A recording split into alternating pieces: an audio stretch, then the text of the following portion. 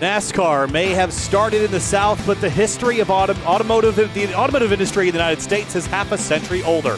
And the American motoring story started in Detroit. Not far from there is Brooklyn, Michigan's Michigan Speedway, which will host race 5 of the season for the Area Cup Series. For Ford and Chevrolet specifically, the story begins here, and it will continue tonight at a 100-lap, 200-mile race on this behemoth of a speedway. Hi, everybody. I'm Kyle Heyer, joined tonight by Hunter Sleppy and Eric Wineland. No Finney tonight. He's taking a night off. Hunter, welcome aboard. This is going to be a fun one. High speed and a long racetrack. 2 miles, 200 miles to compete tonight. 200 miles, and all that matters is the last 2 miles if that's run under green. But I'm looking forward to this. Area hasn't been here since season 2. And that's when we went caution-free for the Cup Series. So, Eric, I don't know if it's going to be caution-free tonight, but I can guarantee there's going to be a lot of action on the track. The season would tell you that it wouldn't, Hunter, the way that these races have gone through the first 4. But it's round number 5 here for the Area Cup Series at Michigan. Kyle, I'm looking forward to this and excited to see what these guys can do in the next-gen car. Yeah, it's going to be an interesting story, I think. The challenges of the next gen we have documented, making passes and also avoiding calamity when everyone's bunched so close together. That's been a topic of discussion really since the drop of the green flag at Daytona, Hunter. But the story is the same tonight. We're going to see a lot of close racing, especially on starts and restarts, and staying out of trouble and making it to the end. And making it to the end under green, as you mentioned, that will be a challenge as well.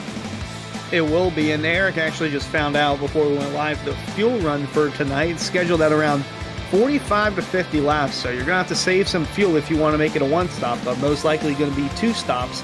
And yes, folks, that is the point standings, and those 4 drivers you see, Seth Knoll, Ricky Springer, Connor Horn, and James Skyway, they all have wins, except for Jake Nichols. We're in race 5, and he's still yet to win. This is the longest winless streak of his area career, but I have a feeling tonight that Jake Nichols is finally going to get it done, and he'll win because he won back here in Season 2, and I think it'll just go to show that old 73 car's got some speed there, Eric. You just stole my thunder with the fuel window thing. I'm just astonished. I have no clue what else you said because I was just so upset. No, I'm just kidding. Jake Nichols, I would not be surprised to see him find victory lane here, but this is unprecedented. It's been 4 races, but the competition here in the Area Cup Series has really stepped it up this season. And you see guys like Travis Beckner and Jacob Bell is actually up the standings here tonight, but Connor Okrezik and Cameron Hearn are going to be right on Jake's heels to see what they can do tonight. I think clean air is going to matter because it looks like these guys are fairly tight with the fixed setup here at Michigan, Kyle. So burning a lot of right front, and whoever can take care of their stuff probably find victory lane here at the end of tonight.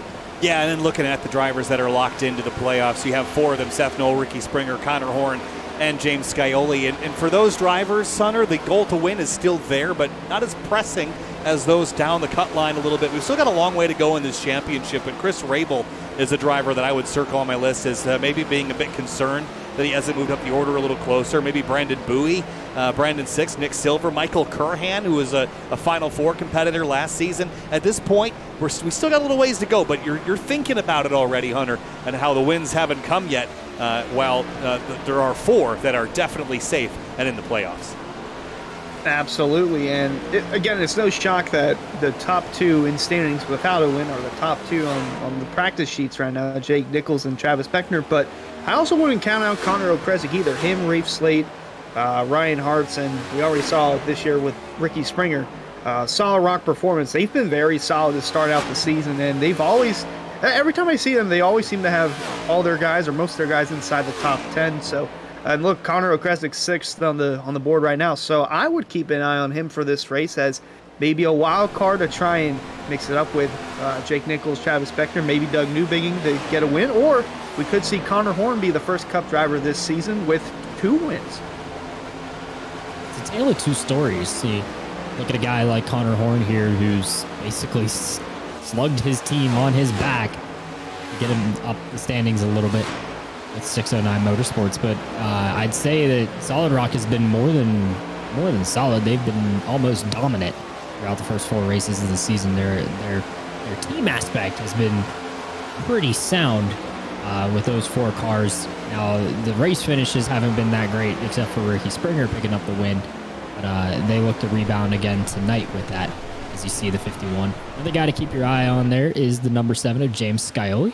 As we get the in-sim VR view. Hopefully Ricky doesn't have any VR issues this week like he did at Watkins Glen last week. He has since learned that a light switch in his room affects the power outlets behind his or where his VR is plugged in, and that's what threw him off last week. So he knows not to have that switch flipped for darkness, keep it light there in the room, although he can't really see much outside the headset anyway. But yeah, another guy to keep your eye on is the guy sitting there in 10th, Kyle, James Scioli, in this Roasted Gems coffee machine. Pretty stout and very much a standout in the eNASCAR College iRacing series where they race for scholarship money. He's putting his talent on here in the Area Cup Series as well. Yeah, you can never count out James Scioli. And one of the drivers I was talking about earlier, Michael Curran, was one of our Final Four competitors. Well, he's written another note for us this week. This one, Jake Nichols has a championship, but I have a Jacob Bell pencil. Hunter, is there any backstory on this that you know about? Yeah, so that plaque over there just above it, it was actually sent out. Guys received it this week. Brad Slar, I believe, got one. Travis Beckner as well. Michael Curran. It's just for drivers that were contenders for the Championship 4 and champions of the series, their respective series from a season ago. They just now got in. So, and it came with Jacob Bell Racing wristband, glasses, sunglasses, and pencil as well. Merch going out courtesy of Jacob's mother, who decided to put those nuggets inside the packages for all of our plaque winners from the Championship 4 of each series last year. So pretty cool to see Michael Curran putting his on display in the background for us. Qualifying now underway here. Kyle and Ryan Hart's going to be one of the first to put a time down. One of the first drivers to accelerate towards the start-finish line. One lap to lay it down. Here we go. Kicking things off with Ryan Hart's. And down towards turn number 1, speed climbing 195 miles an hour into turn number 100. You're carrying so much speed here. And I think that middle groove is the place to be, the inside line. You're going so much shorter, but he's loose out of turn 2. Keeps his foot in it, Hunter, as he rockets down the backstretch. Yeah, loose is fast, but you don't want to be too loose. Otherwise, you get what just happened there to the 3 of Hearts. We see him working towards the bottom groove now in 3 and 4. This is kind of going to be mostly wide open. You're going to have to lift at some point throughout the turns, but what really matters is getting that launch off the corner, because if you don't get a good run there, you're going to get freight trained on that outside line. Him and Springer teammates, well, not teammates, they've put up times. JT Poole as well. Brandon Bowie in the 23 working his way into turn 3. Springer currently provisional pole sitter. This qualifying is going to go quickly because you only get that one flying lap. As here comes the 23 out of turn 4 and across the stripe here. And for Bowie, it's a 39-163 Hunter. That's going to put him in second place. Just a little bit off the time that Springer put down, and going back looking at the track record, it was a 38.893 from Garrett Heath back in season 1, so that was with the Gen 6, but we'll see if anyone gets close to that. I don't think anyone did during, I think we saw some 38s in practice, but I'm not 100% sure, but Rafe Slate going to go out there and see if he can join his teammate or a potential front row start. Best practice times are put down with the draft, though, so I don't know that you're going to see that in single car speed here, especially with Ricky Springer lays down a great lap right there at a 39.154, so not too many guys are going to beat him by 0.3 out there, so I don't expect the times to really fall toward the record, but nonetheless, we're getting close with a track temperature of 96 here in the sim at Virtual Michigan International Speedway. Rafe Slate's lap, though, looking pretty tidy. I think he's a little bit higher there through 3 and 4 than he probably wants to be. That first seams tends to be the place you want to plant the car, but he's got a nice tidy exit. And we'll see what he pulls up to the line at for the 8 car. Put the number 8. He 18. Not exactly the greatest of laps there for Rafe Slate. No, as Travis Beckner is working his way to start his flying lap this time by 609 Motorsports. Connor Horn only at a 42. The 42 car only 9th quick. Jeremy Miller, though, up to second place in the number 30. A very strong run for a driver that hasn't really had a representative showing so far this season. Here's Beckner rolling through the exit of turn 2 and up onto the back straight in the number 28. Different livery this week, typically runs a kind of gold, orange, and white car as Nate Trado jumps to the top of the board, Hunter. Yeah, Nate Trado, that's also a good helping hand that Jake Nichols and company picked up for Solar Flare Racing, a new addition to Season 4, and paying off right there as you see him take the first position away, but will the 28 of Beckner also take away the first position? Close, no cigar. 39-165, Eric Wineland. That'll put him 6th rather. Yeah, let's see if we could jump on board with Yona Shiwu here. We'll take you guys for a lap around Michigan International Speedway. So Osmond's coming to start. He's getting the green flag right here, and this is his one and only time lap. So want to be pretty low on the front straightaway, at least to start. Kind of let it ride down the banking, then just arc it down into the corner. Like I said, keep it on that first seam. That final lane down there between the yellow line and that first seam is actually a little less banked here at Michigan. I don't know why they set it up like that, but that is the way they set it up. Here in 1 and 2 and 3 and 4. Cosman looked pretty good. A little loose there on the exit of 2, and then we'll see him get down here into 3. See the rubber line. You kind of want to be right in the middle of it, as Cosman is. Not exactly the tightest of laps here. I think he could have been a little bit lower, but he doesn't want to scrub speed as he gets himself down the racetrack. Shortest distance to the start-finish line for the 84. 39.355. That'll put him 23rd. So yeah, not exactly the greatest lap there for Cosman, but the nice thing about Michigan International Speedway, Kyle, is it is nice and wide here. It plays like a draft or a restrictor plate track for the first 5 laps. These guys will find ways to the front pretty quick. Jake Nichols did not get a very strong lap, 25th place for the number 73. And while he has not yet won a race this season, Hunter, he has been incredibly consistent. This, I think, is a concerning moment, not for the pace. I know he'll have pace in the race, but the challenge is staying out of trouble when you start in the bottom third of the field. That is a concern, especially when you're going to have the start of a race that'll look a lot like Daytona or Talladega. The same risks apply here. Yeah, and I was looking at the previous 2 races here, and I was quite surprised to see that the average start position from the winner was around 3rd or 4th. And ironically enough, it was 4th place from Jake Nichols 2 seasons ago, and then Tyler Holman started 3rd and won back in season 1. And if you lead more than half the laps of the race, then you're most likely going to win the race. So qualifying is key for these guys. And if I'm Trito, Springer, Miller, or Bowie right now, after hearing that, I'd have to feel pretty confident about where I'm starting, potentially, because Brandon 6 is out on the track. See what the 66 can do here. So we'll get you some split times for the first half and then the full lap. Yeah, it's been about, like a mid-19 second range for the back straightaway, depending on how quick you are. And for 6, 19.5, that's not bad, but we've seen better. I'd say that puts him right on pace, because if the split line is perfectly half a lap away from the start-finish line. Sideways up turn 4, slipping it into the wall for the Oh. 66 of Brandon 6. Once, twice, thrice, packs the right side into the safer barrier, and that will be the end of his qualifying effort. Nice new green text here in the sim. Abnormal lap invalidated. Oh, chase it up the hill all the way, and pow, finished it off. We'll jump on board, or I guess to Seth Knoll in the number 1, the Area 500 winner this season. He's way up against the outside fence, coming to the green flag, and he will probably be one of our last drivers to take a lap other than Skylar Shackelford in the 88.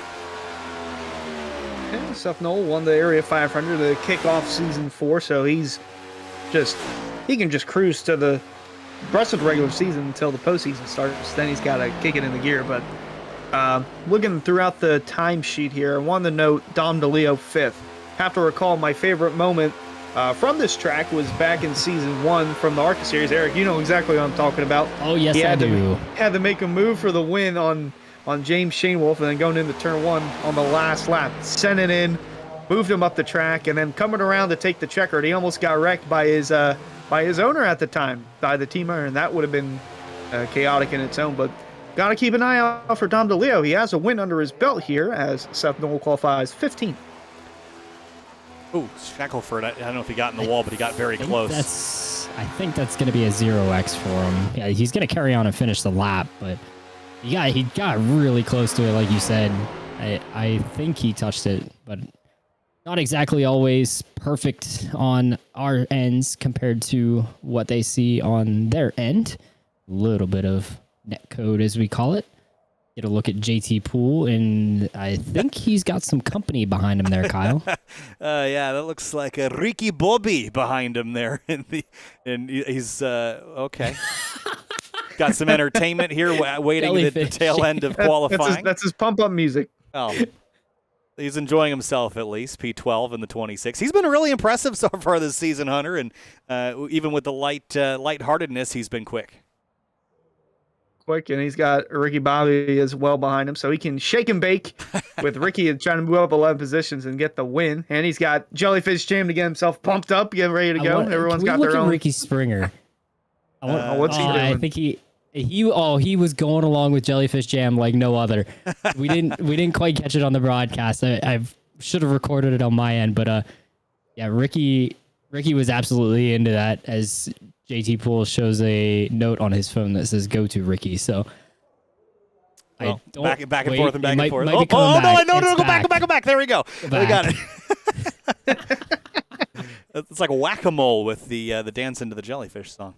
Solid Rock feels pretty good about tonight, is what I'm seeing right now. Meanwhile, if you kick over to Connor Horn, he's not even sitting down for the gridding period here. Hopefully it's a quick bathroom break for the 42. All right, well, we do have some things to take care of before we get into the race here tonight. Hey, race fans, be sure to visit and subscribe to the Area iRacing Twitch channel. For only $5 a month, you can watch all Area broadcasts commercial-free. You can also use new Area iRacing emotes in the chat and earn double channel points as a subscriber that you can use to redeem for free merchandise. And we're about to kick off our Roasted Gems Coffee starting grid. And race fans, start your engines with a fresh cup of Roasted Gems coffee. Choose from some of the finest coffee beans from Colombia and Peru, or try the blended flavors of French vanilla and hazelnut. Use discount code Area iRacing for 10% off your order at roastedgems.com. Some scenes from nearby Brooklyn, Michigan. Gorgeous place, a couple minutes outside of Brooklyn. Brooklyn, this town, Detroit, the city nearby, and you can see the gorgeous Midwestern landscape there as we're getting set to go racing in just a moment's time. Hunter, we're going to go over our Roasted Gems Coffee starting lineup here in just a second, so I'll kick things off with our front row. Row number 1, it's going to be Nate Trado in the number 9. He'll kick things off alongside Ricky Springer in the number 51. They will be your front row, Hunter. And then over in row 2, got Jeremy Miller going to roll off 3rd in the 30, and then Brandon Bowie going to roll off 4th in the 23. Starting in row number 3, it's going to be Dom DeLeo in the number 22. Travis Beckner in the number 28 rolls off 6th. And row 4 going to be Connor O'Kresick rolling off 7th in the 14 car, and then alongside him, Michael Curran in the 24 will roll off P8. In row 5, it's James Scioli in the number 7. That was Eric Wineland's dark horse, maybe not a dark horse, but one to win. Jordan Martin starts 10th in the number 11. Yeah, quick note about Scioli. He's actually on a 4-race winning streak throughout all 3 series, so a lot on the line tonight for him. Connor Horn rolls off 11th, and JT Poole rolls off 12th. In 13th place, Ryan Hart's in the number 3. In his Chevrolet Camaro, Ben Pierce starts 14th in the number 65. Row 8 going to be Seth Knoll, the Area 500 winner, in 15th, and then alongside him, Chris Rabel. He's flirting with that cutoff line in the 3-way tie for that final spot. He rolls off 16th. And in 17th place, it's going to be Frankie Barroso in the number 12. Jacob Bell starts 18th in the number 77. And row number 10 going to be Garrett Grant rolling off 19th, and alongside him, Cameron Hearn rolling off 20th. 21st place, it is Cedric Hunter. That's that pink, black, and white Ford Mustang alongside Greg Mitchell, another Ford. The number 2 starts 22nd. Well, off 23rd is Rafe Slate in the blue number 8. And then alongside him, Cosmin Yonashiwa will roll off 24th. 25th place is Nick Silver in the number 46 Camaro. Jake Nichols, who is still winless this far into his season, starts 26th. His goal, stay out of trouble in this one. Also looking to stay out of trouble is Bryce Senesac in 09, roll off 27th, and Jake Nichols' brother Tyler Nichols rolls off right behind him in 28th. 29th place is going to be Ed Robertson in the number 64, and the Rick's Hot Sauce car, Delonta Ballard in the number 21, starts 30th. Another Rick's Hot Sauce car right behind those guys, Ryan Swan in the 67, going to roll off 31st, and alongside him, Jonathan Cogswell in the Roasted Gems Coffee, number 27, rolls off 32nd. 33rd place is Brandon Six. In the number 66, Skylar Shackelford, the 609 Motorsports entry, starts 34th in the 88. 35th is Douglas Newbigging, and alongside him, Michael Sturgill will roll off 36th. In 37th place, Dwayne Culberson. In the number 81, Chris Seidenfeiden is your last starter. 38th place for the number 45 car. Cars rolling up onto the banking here, guys. Hunter, you're going to pick first. Who you got winning this thing? I think he gets it done. He won in Season 2 at this place. I think Jake Nichols will finally get it done and get his first win in Season 4. And Eric Wineland, who you got? Nah, give me his teammate, Nate Trado. Nate was pretty good in Season 1, has not been around since until this season. I expected 9 to close the bookend and a win here tonight. I'm going to go with a bit of a wild card here. I'm going to pick the 23 of Brandon Bowie. Rolls off 4th place in that Toyota Camry. Good qualifying effort. I think he's going to have the race pace to stay up front. I picked the 23 car. So it's 100 laps. Guys, this is a quick race. Hunter, if we go green to checker without a caution flag, 1 hour, 5 minutes. The chances of that, though, probably unlikely. I'll say the average race here at this track is 1:15, and I see you're following the trends with the average start position from the winner, 4th place. Ironically, that's where Bowie's rolling off. So Eric Wineland will join us down from the pits. We'll talk with him a little bit later tonight. Trado in the number 9 is going to lead us to the green. Michigan Speedway, race number 5 of the Area Cup Series, 100 laps. It all begins now. Green flag flies, and we're racing at Michigan.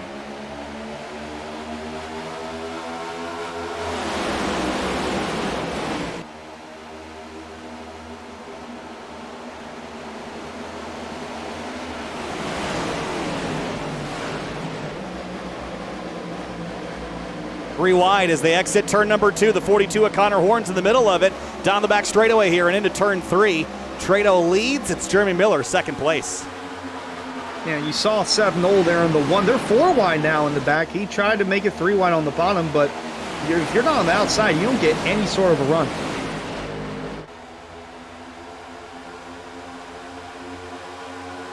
Still 3 wide here as we enter and complete lap number 1. The leader is single filed out. It is definitely not single file, a little bit deeper in the pack here. On board with Garrett Grant. Started in 19th place. And you got grip right now, Hunter. Everything's feeling good. You're going fast. But as you start to put some laps on and some heat into the tires and start to overheat things, it can get bad really quick.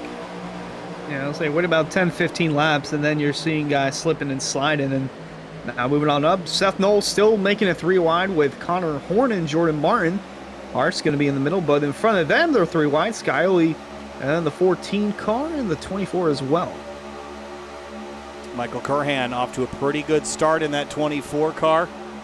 Very focused at the moment, trying to stay out of trouble on the high side here, as everyone is.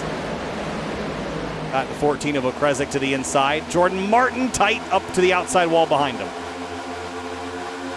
Yeah, really tight there for the 11 of Jordan Martin, but still early on, he's got a solid run going. Him and Connor Horn are going to be door to door. And now one car is all over the place. He was on the bottom, now he's all the way on the outside, then a little further behind. It's the 12 of Barroso, and then Jacob Bell also moving on up. Big packs here. Oh, it's trouble behind him. Spinner. It's Ed Robertson in the 64 is in the wall, and we're going to stay green. So him and Douglas Dubing tangled. And he will get back rolling, but let's go back and have a look at what happened out of turn number 4. Here is a look.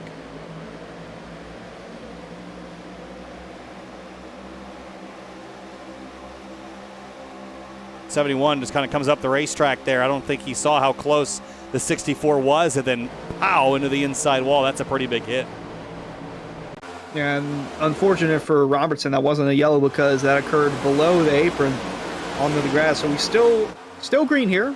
4 laps in, or on lap 5 now, and Beckner looking to make ground up inside the top 5 with Brandon Bowie. Oh, that was a scrape in the wall. Was that the 2 Rabel. maybe? Yeah, or the 29 as you mentioned. That got pretty tight. Yeah, always cautious on these corner exits, because if you mess up there, especially if you're running towards the front or the middle, could create disaster for those behind.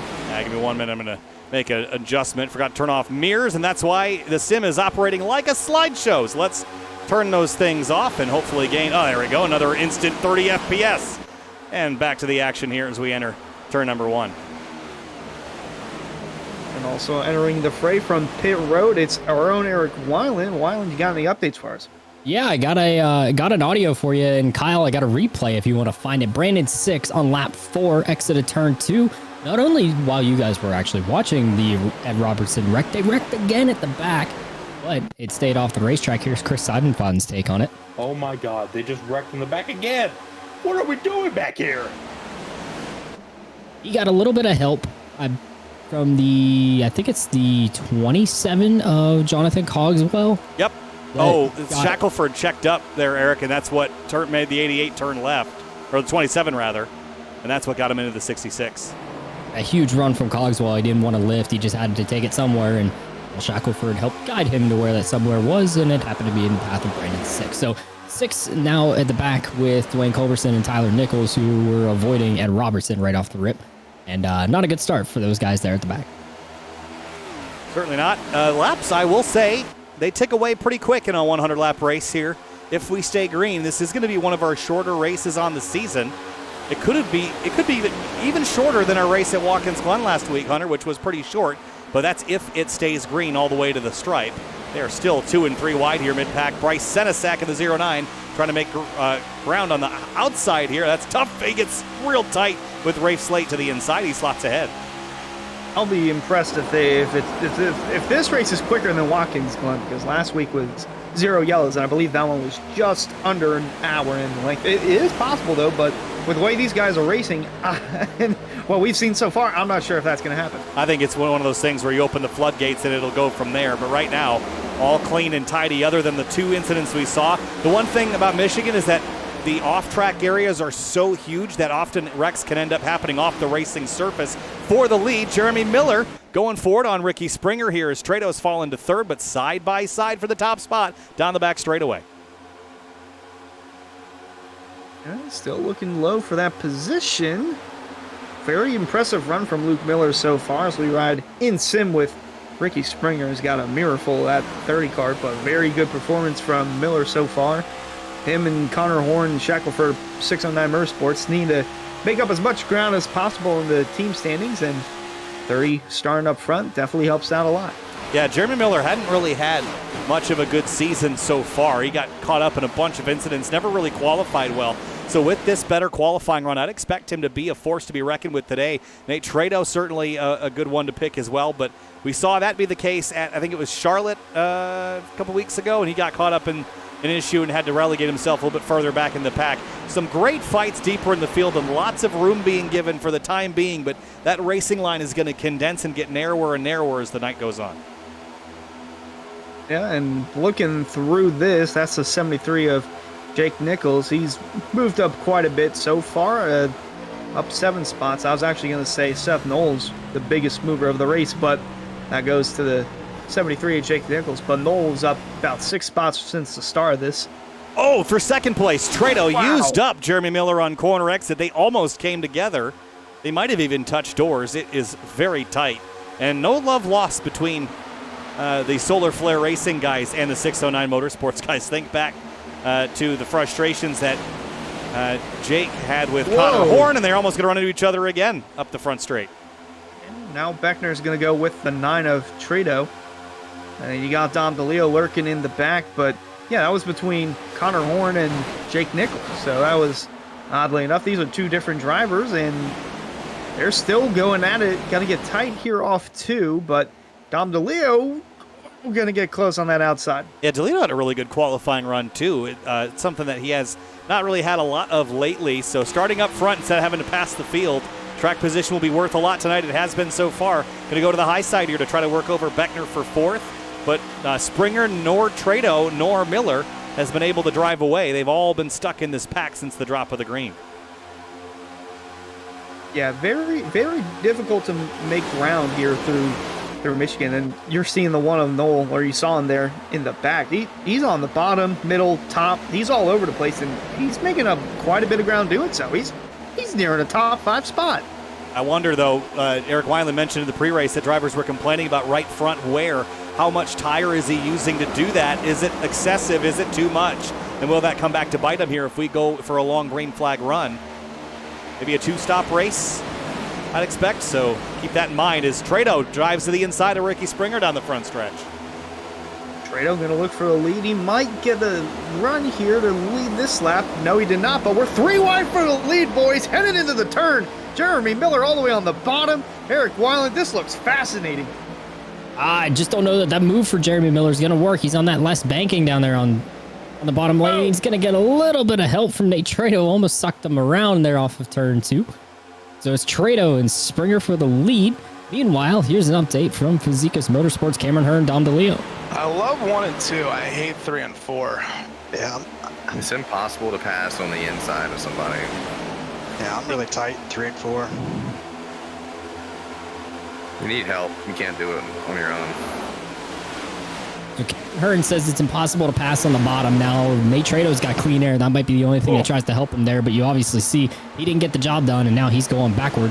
Here comes Beckner to the outside. Wow, and Trado went down to the bottom, almost got clipped by Seth Knoll, and here comes Miller with a big run back to the outside. It's getting aggressive here, guys. 15 laps of green flag racing, and we might be expiring the caution clock, so to speak, Hunter, as they enter turn 3. I think Seth Knoll went from 2nd to 6th there from turn 1 to the backstretch. That just proves how dominant the outside line is. And if you don't get that run on the bottom to clear the guy, then you're stuck.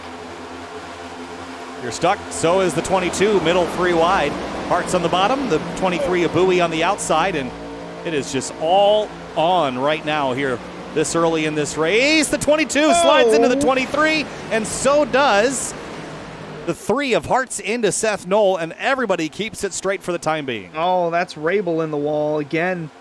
See Nichols go all the way down to the bottom. Jake Nichols is kind of in a pickle right now because he's got nowhere to go, and he's on that bottom, which is not the preferred line, but he's up to 14th, still making up quite a bit of ground. And making ground, as you mentioned, he's looking to the inside of Rafe Slate, and the quicker he can get to the front, the quicker he's out of harm's way as everyone trades paint and dukes and dives and trying to make up positions here, but too much moving around, I think, for his comfort level, and he just wants to dispatch them as quickly as possible.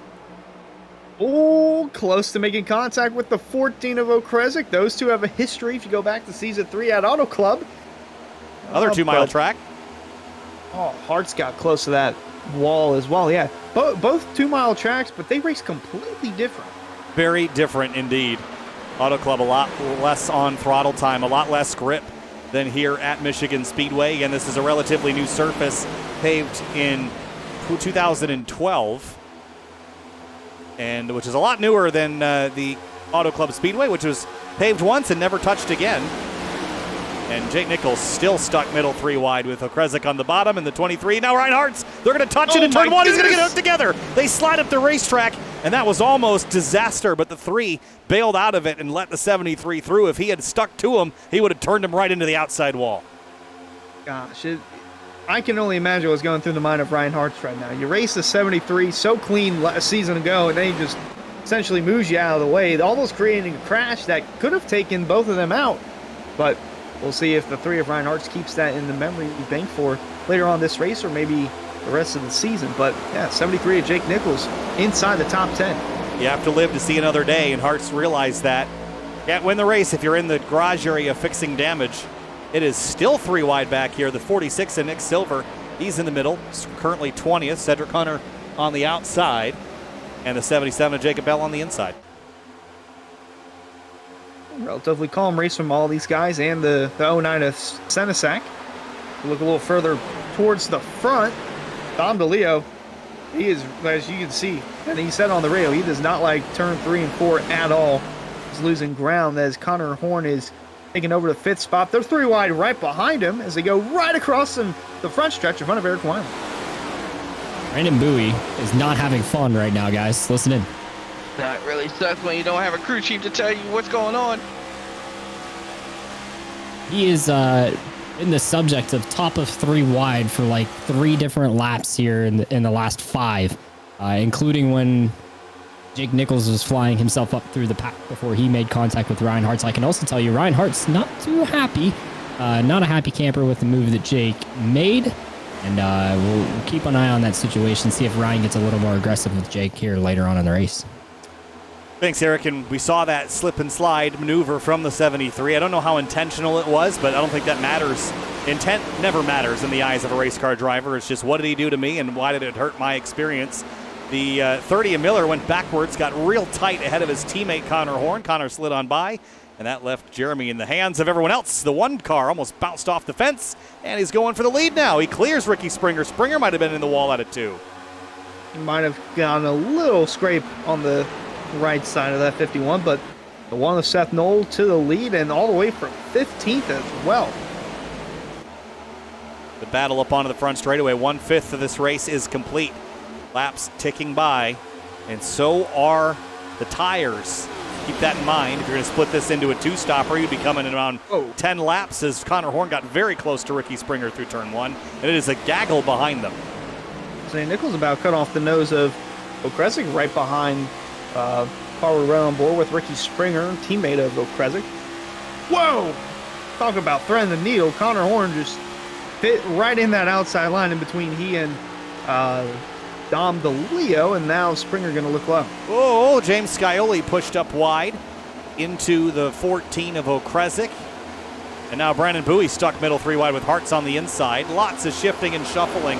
And what can get you in trouble here, Hunter, is just changing lanes on the straightaway and slipping and trying to slide into gaps that you might not otherwise be able to fit into. We saw Connor Horn do it successfully, but you're not always that successful. Especially with these curved bumpers as the two nearly collect each other coming off turn 2. We saw in yesterday's Cup race with Kyle Larson and Denny Hamlin going at it for the win, just a slight bit of contact across the bumper, and that could spell a recipe for disaster. All it takes, just a slight miscalculation. Ricky Springer losing a spot to Connor Horn. Connor, I think, will complete it this time, move his way up into third, and Jake Nichols wasted no time getting up into the top 10. He's one spot away from the top 5, and he might get it here on the 22 of DeLeo, who's packed in behind a falling Ricky Springer. And in the meantime, Travis Beckner's moved up to second, and there is Jake Nichols again sliding on the bottom, nearly hitting with another Solid Rock Performance driver, and boy, the car behind him just pancaked the wall. That was Dom DeLeo. Yep, just got into the wall a little bit with the right side. And Seth Knoll, Travis Beckner, Connor Horn, they can't get away. Springer, middle 3 wide, the DeLeo car on the outside, Nichols on the bottom, looking for 5th, and now looking for 4th.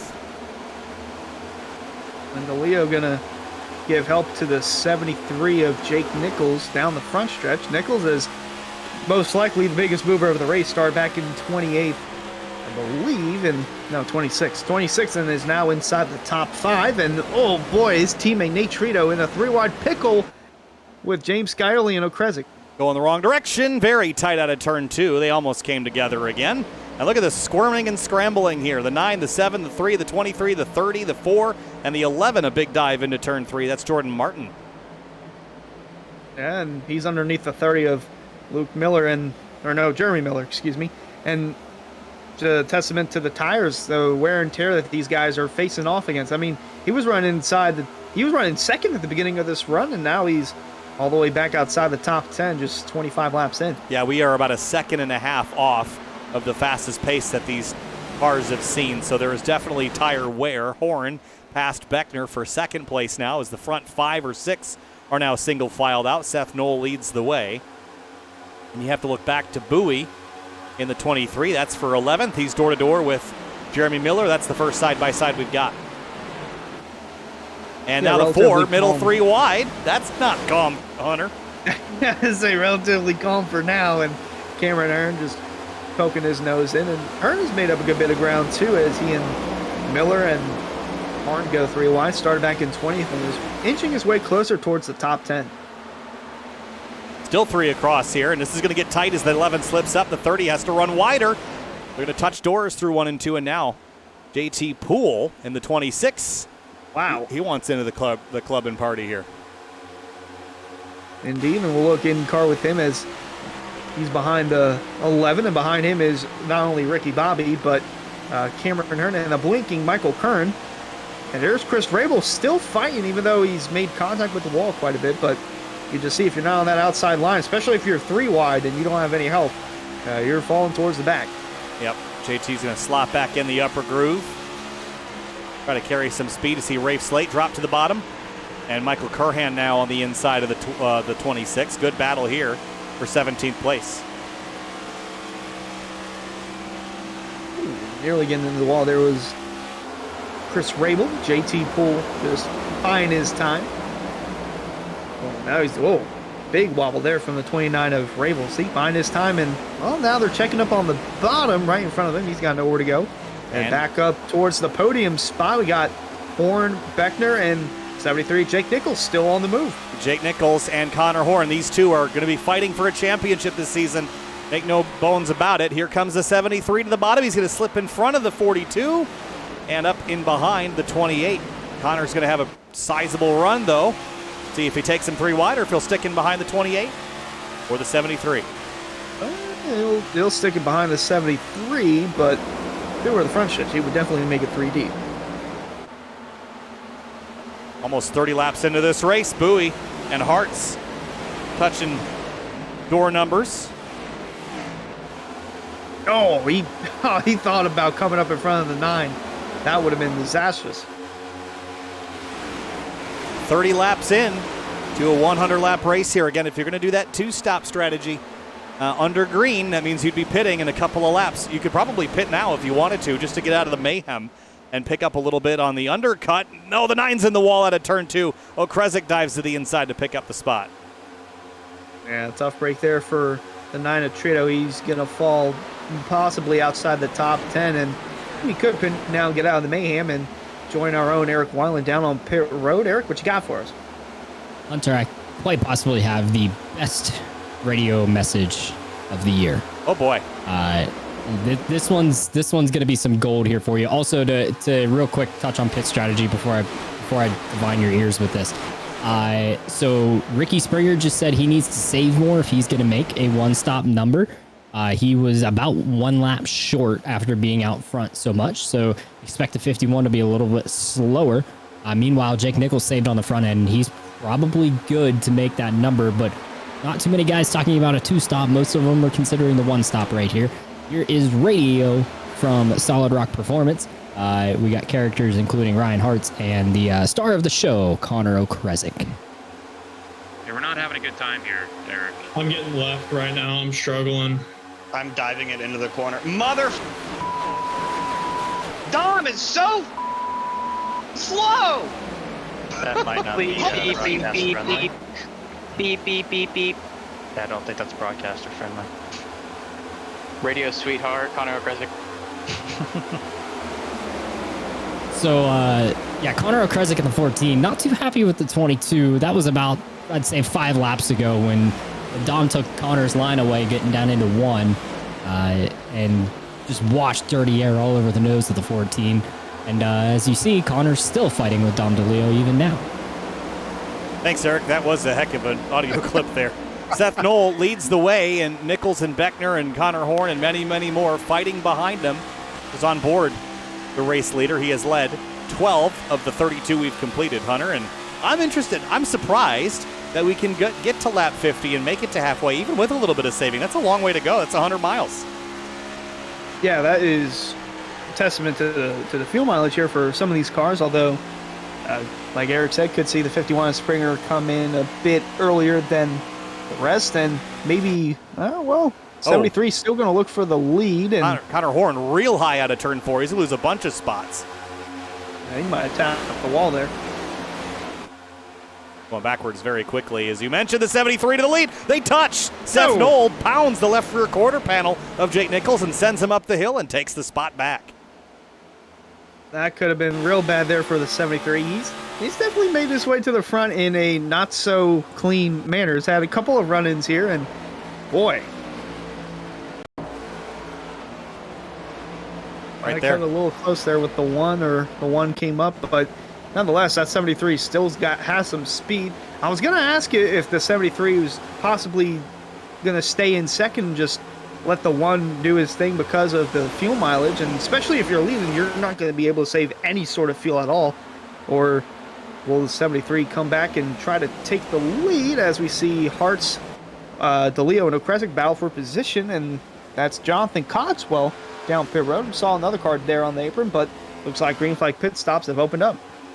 Again, I think if you're on a two-stopper, this would be a good opportunity to come, but most drivers on that one-stop strategy, as Eric told us, and Eric Wineland on pit lane, he's back again. What you got?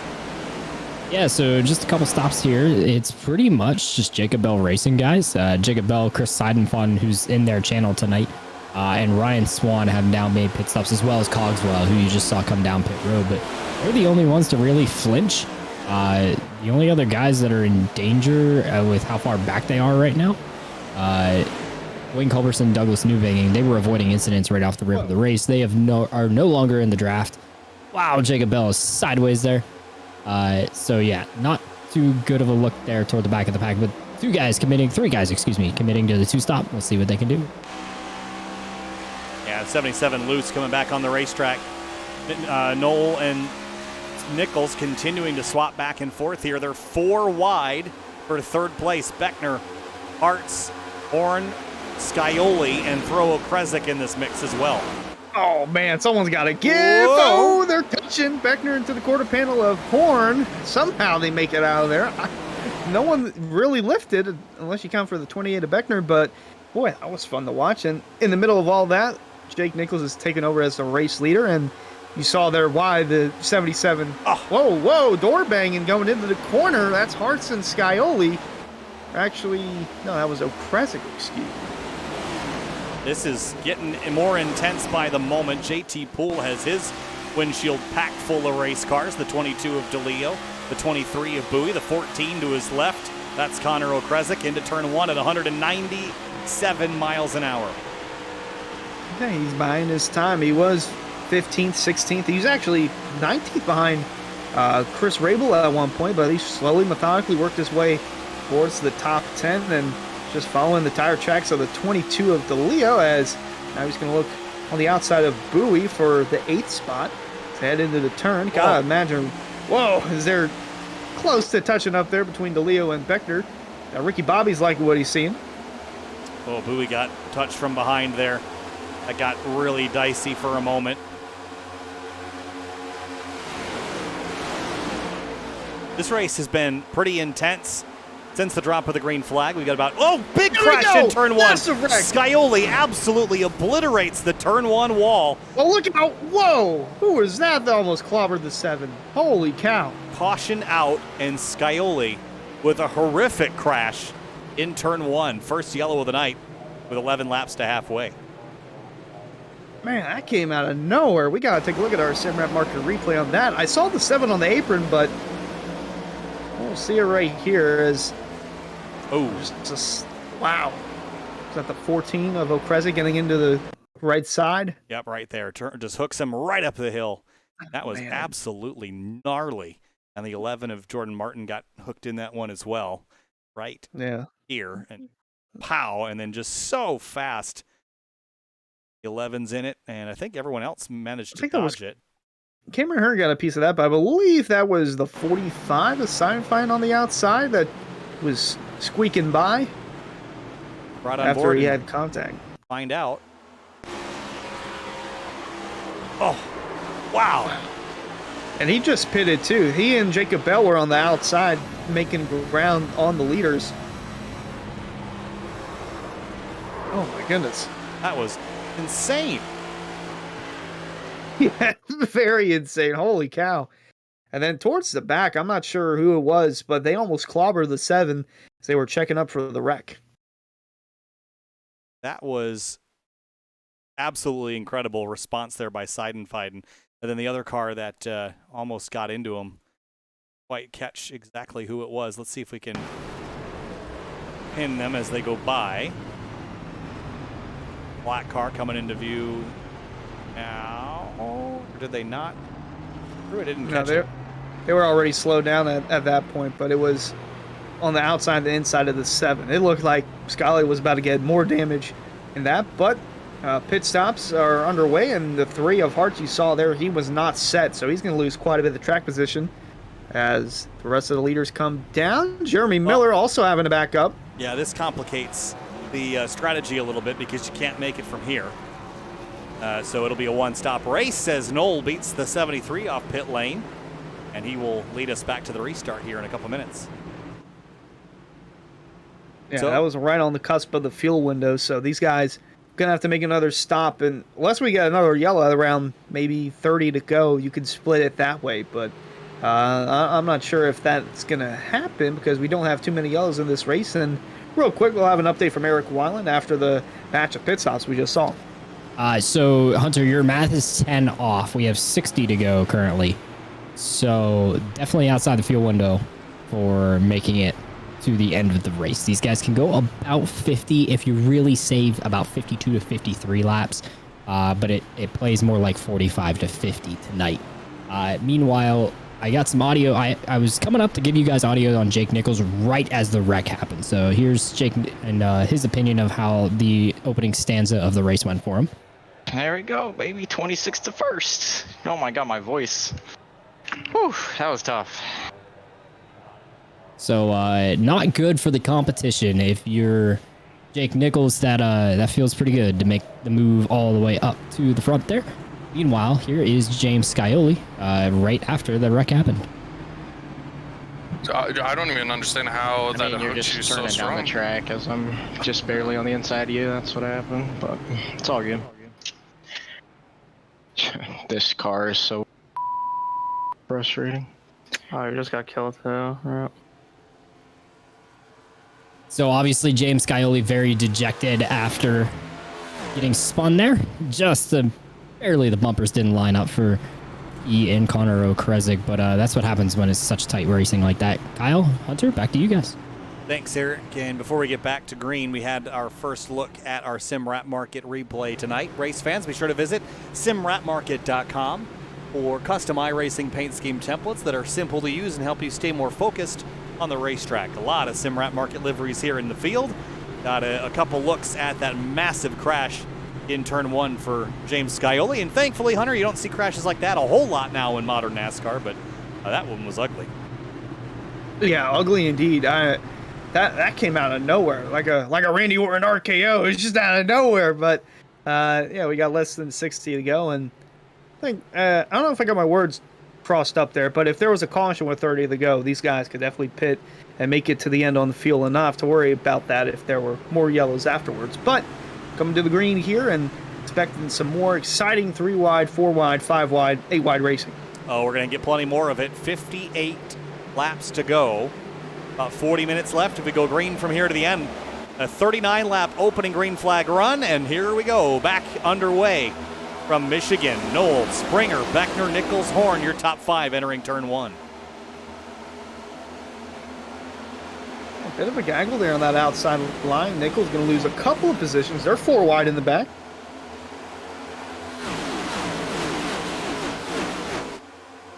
Got through turn 2 this time, and again, this track seems like there's enough space to spread out, so if you can just avoid running the same exact line as somebody else in the same exact time as somebody else, he'll be in a pretty good spot to continue. Michael Curhan battling with Chris Rabel, Nate Trado, and more. Yeah, a lot less side-by-side inside the top 10. More single file because these drivers know that the outside line is the way to go.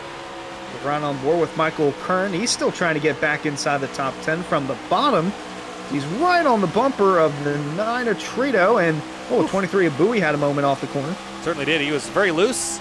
Curran's going to dive to the inside to take advantage of it, and so will Rafe Slate in the number 8. Bit of a stack up there entering turn 3. Bowie's going to try to shoot this gap. Rabel comes down. Bowie's very loose and sideways right now. Not sure what's up with that car, but he's not comfortable. Not comfortable indeed, and there's the downside of making the 3 wide. If you don't have any help, you're not going to go anywhere but down on the leaderboard as we move a little closer towards the front. You got the 8. Well, we were just back there, but the 28, Travis Beckner, 73, Jake Nichols, about to go door-to-door for 3rd. Connor Horn's back in the mix. Remember, he had that big rearward slide just prior to that yellow flag. Got kind of crossed up out of turn 4 and lost a bunch of spots. I really talked a lot about Michael Sturgill today in that 17. Started dead last. It's up to 14th place now with that 23 still bobbling. He is out of control right now. And Sturgill is going to give the 8 a push down the front stretch. I mean, look what's on the hood. He's got Roasted Gems coffee all over the car. No wonder why he's so fast. Amped up. Don't make it decaf, though. Keep the energy in you. got to make it to the end of this race. Seth Knoll, very busy rear bumper right now for the lead. Busy indeed, as the 51 of Springer going to get a push to him from Beckner. Essentially a 3-car tango at one point down the back. And now heading into 3. The first 4, 5, say 9 positions are single file. Then you got Chris Rabel, JT Poole, even Nate Trito still door-to-door outside the top 10.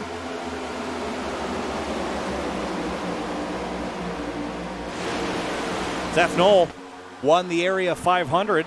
Big tracks have been kind to him so far, and he has been kind of the dominant force out there today, leading almost half the laps we've run so far. Ricky Springer has led a couple. Beckner has led a few as well. Jake Nichols has led a handful on his own. Connor Horn, the first driver in this group that has not led, currently running 5th after starting this race in 11th. Yeah, riding on board with the 42 of Connor as they fly past pit road, and our very own Eric Weiland down on pit road with an update. What you got? Got some radio for you guys. I don't know if you want to play the restart replay, Kyle, but here's audio from Miller Racing, and believe it or not, they are working with Solid Rock Performance. Listen in. Rebut, wad it up big.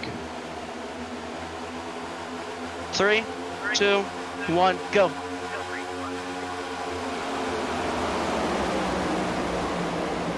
Hell of a start there, Ricky. I'm talking to Ricky Bobby. Ricky Bobby. So as you can tell, Travis gave the countdown. He was third row inside on that restart. So he has an open line of communication to Ricky Springer via an in-sim channel through a coordination, if you will, between Miller Racing and Solid Rock. So Seth just had to listen in to what Ricky and Travis were doing behind, and the 3 of them were shot out of a cannon and now own the top 3 spots. Travis also, just as I was coming up here to you guys, let out an audible scream that was about 5 octaves higher than I've ever heard his voice, and his voice is already pretty high because Jake Nichols went flying to his inside a couple laps ago. So keeping an eye on that 73 behind him, but this 4 wide battling back here in the middle of the pack, Kyle and Hunter, is pretty intense. Yeah, the brewing is happening right now for things to pop off here a little bit. There is a word, Eric, for the coordination that we discussed on that restart. And Hunter, that's a Darrell Waltrip word, coopetition. Very, very intelligent word from DW indeed. I use that word all the time. It is such an apt description of working together with people that you're eventually going to beat. And I was going to say, if they wanted to talk to Ricky Bobby, all they have to do is dial up JT Poole. Yeah, JT Poole. He's got Ricky Bobby in his ear. He's playing the role as the Cougar, though. That's why he's so fast. Trying to run away, but nowhere to go. He's packed in right now in 9th place. And this is just claustrophobic. If you're in the middle of that 3 and 4 wide we've been watching here just behind him. Michael Sturgill in particular has been in the middle of this the last couple laps. There's Cosman Yonishiwu in there as well. The 84 kind of swinging and sliding between the 09 and 71. Inches. Yeah, inches is all you have. Doug Newbiging there, nearly getting into it. They're almost 4 wide as they're rolling through the corner. And they almost touched again, but you saw the 09 and Sensac there all the way on the outside. And so much for it not being single file inside the top 10. We're slicing and dicing for the top 5 positions. Yeah, we're past halfway at this stage, working lap 52. Again, this race going by pretty quickly, so track position is ultra important. Ooh, the 4 slips into the 9 of Trado out of turn 2, but they prevented further calamity. It's even hard. They're packed so close, it's hard to get them all in one shot unless you look at them from above because there's just so many cars in one camera shot. Indeed, as Beckner now comes across the 73 of Nichols, going to look to the inside. Meanwhile, the one Knoll has a massive run on the outside, going to slice in front of his teammate, go for the lead. Massive run from the 1. Here comes the 73 of Nichols. Oh, trouble, turn 4. Crash on the front straightaway. It's a whole bunch of cars involved in it. The 12 of Barroso, the 09 of Senesac, Mitchell is in it.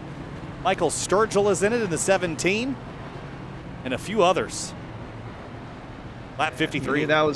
You knew that was going to happen at some point with the way those guys were aggressively racing 3 wide, sometimes even 4 wide outside the top 10. We'll take a look at it with our SimRap market replay, and that's Cameron Hearn, and that is the front bumper of the 17 just fading away. Yeah, and the 17 was kind of the first driver to get clipped here. The 4 and the 12, they just kind of get together, and into the outside wall they went. 21 of Ballard gets picked up in it, and that was an unfortunate catalyst here to this big crash. Here's another look at it as they come out of 4. Watch the 4 right here. He's going to turn left. The 17 moves up just a little bit, gets into Barroso. That triggers these two to bounce off each other, then heavy into the outside wall. The Senesac gets absolutely packed into. The 22 was in it as well. That was Dom DeLeo, but here's what Senesac saw or didn't see. Here's on board.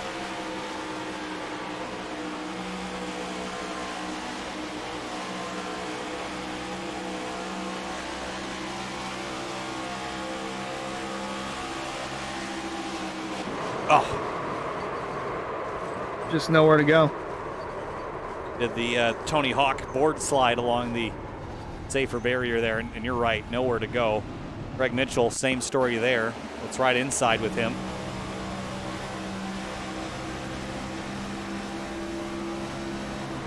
Oh. And back on the onboard with 09, he did the right thing too. He backed out of it because he saw they were going 4 wide, but just that slight contact, that's all it takes. So, second caution on lap number 53, and the field's on pit lane, and you know what this means? Everyone can make it from here. So this is going to satisfy the fueling requirements for this race, but I would imagine if we get another caution, which we might get, I'd plan on coming back down again for another set of tires. Absolutely, and these guys believe they're going to be close on fuel if we don't have another yellow. Fuel run is 45 to 50. So you might have to save some, and, well, I was going to say the 51 beat everyone off pit road, but that is not the case. Bowie took 2 tires on the pit lane. An under 10-second stop there for the 23. Seth Knoll, a 15-second stop, drops him down to 4. Yeah, I don't know if I would have done 2, Eric, but so far it's worked out for 23 of Bowie. He's going to lead some laps, and I'm interested in how that's going to go, Eric. I like the call, honestly, Hunter. Brandon gets a little more track position. Yeah, obviously, it's playing out like a pack race so far through the first 54 laps we've run. So I'm not opposed to the call the 23 made right here. I'll go down and check in with him here before the restart and see what his thoughts are on things. But here's radio from 609 Motorsport and what they were feeling here with Connor Horn and company discussing the racing. Yeah, they like going 3 wide a lot because they don't know there's 50 laps to go. They think it's the end of the race. That's big. Oh, no yellow? Hello? There's no yellow. There we go. What happened? Who caused it? I don't know. A bunch of them caused it, honestly. We're all idiots. I'm probably guilty too, but holy hell. We gained a bunch of spots from it, though. Definitely pitting. Definitely pitting. At least 5. I'm taking a set and pitting. I don't know if anybody in here is driving more than half their brain function at the moment. That was, we called it, though. We knew that was going to happen. Like, yeah, we just knew. It could have happened anywhere. It could have happened behind you guys. Could have happened in front of me because everyone's driving like it's the end of a race because this package sucks. It's not how the next-gen cars drive here. It's not a pack race. Harvick won by like 3 seconds last time they were here. So the frustrations at 609 Motorsports are pretty high with the way the racing is right now, and it's going to be even higher now that these guys are good to go on fuel to the end, including pushing pretty much all out. So you're going to see most of them try to get themselves to the front while managing their tires for a potential long run. And yeah, Connor Horn and company not too pleased with how it's going. And going to line up on the restart. Horn is 9th. His teammates, Skylar Shackelford, who just avoided that incident, gained a ton of spots up to P18, as well as Jeremy Miller, who we've seen and mentioned a couple times tonight, working his way up the field. I've lost him. There he is 18th. In 19th line. Yep. Yeah, 17th and 18th. Shackelford and Miller. I love when the yellow came out. Who did it? Who do I blame? Immediately.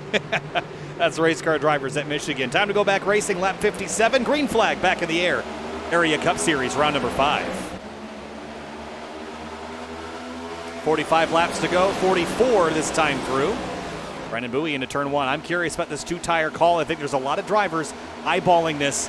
If we get another caution in 15, 20 laps, Hunter, I'm thinking about that right side tire call if Bowie can hang on up here for a couple laps. Yeah, we'll have to see if that plays out, but for now he's got the lead. He's got Beckner behind him. Now Beckner to the inside of him, going to look for the lead with the 4 fresh set of tires. Right on that yellow line, Springer half a lane up. Seth Knoll, Jake Nichols, and Ryan Hartz is in the mix. And how about JT Poole creeping up there as well in that 26? He's had a good start to the season, and he's right up here inside the top 10, competing with last year's reigning champion, Jake Nichols, who tried to get to the outside of Hartz. Remember, these guys had some tough love earlier with the 73 and 3 having an issue at turn 2. Oh, bobbing and weaving up front for the lead. Bowie breaking up the draft on Beckner. So they're still single file for the first 3 positions. Just trying to establish some distance, some separation, just to get your own room to maneuver a little bit. As I mentioned, he can get claustrophobic so quickly when you're packed in this tight. So Bowie's just trying to break the draft. I don't think he thinks he's going to run away, but just to establish a little bit of distance back to Travis Beckner, at least for a couple of laps. But here comes Ricky Springer, a long way around right now in the 51. And running in car, as you can see, he's dialed in, looking in his mirror, seeing if the 3 of Hearts is going to close up with him. That's teammates for solid rack performance again with another solid run. Those 2 have been running well. Connor Okresic as well. Oh, Springer blinking a little bit. Rafe Slate as well. Although Okresic's now outside the top 10, Slate is inside the top 10. Like I said, in the pre-race, they've had at least 3 or 4 guys inside the top 10 the majority of the races this season. Oh, Springer, big dive for the lead down at turn 1. Pulls even with Bowie through the middle of the corner. Bowie was really loose on the last run. I wonder if the right sides have changed the balance of that car. And here comes Ryan Hartz and gives a punt to the 51 to drive him right by the 23 for the lead. Yeah, now the 73 is closing in as well, and no love lost between the 3 and 73. They had an on-track incident earlier today. We'll see if that changes or if there's any love lost as the 51 of Springer takes the lead, but not for long. Here comes Nichols and Bowie, 2-car tangoing on the outside. Into turn 1.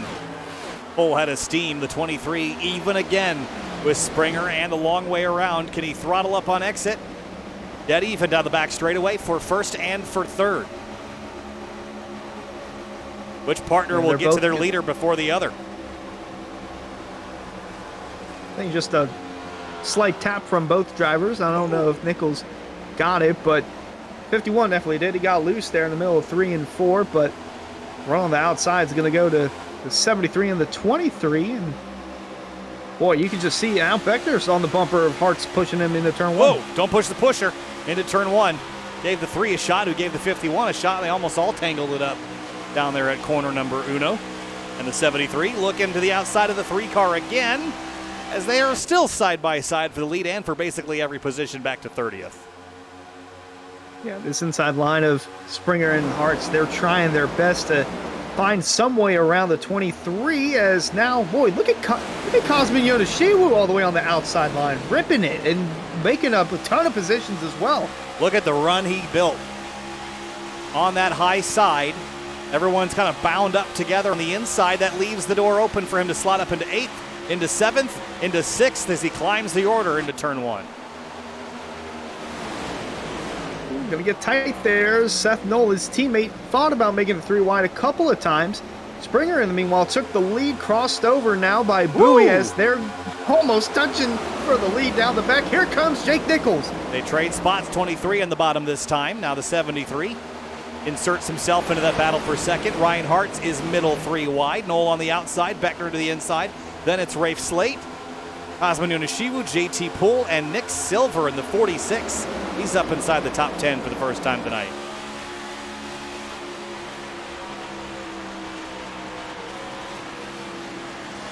And Nick Silver making up quite a bit of ground and just keeping his nose clean. To him, a part of the Bowie Esports group with and 6 Chris Rabel, and fortunately Frankie Barroso was in that wreck, but solid progress from the 46 of Silver.